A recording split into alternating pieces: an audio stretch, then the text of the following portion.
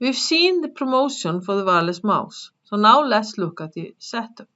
So here you find promotions, or you can always remember to key in promotion and find the option, promotion list.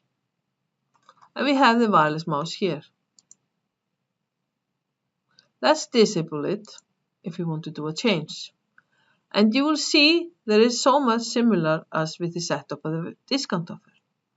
So the promotion gets its number, always a description. Here's all if it's going to be valid for all stores. Here's the validation period. If you are working in this course after 2023, then please change this to number 16 to have a longer period. And here you have the lines. So here we have exactly the item wireless mouse.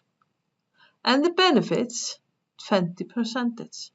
So the price is not going to be 10, it's going to be 20% cheaper. This is 8. And always remember when you have been in back office with a setup of a promotion or offer, and when you finish, enable it. The validation period makes sure that's not going to be valid until what is behind the setup. So if you are, for example, creating an offer in May and it's not going to be valid until 1st of July, you can enable it because the validation period then says starts 1st of July until whatever end date you have. That's how you have to do it.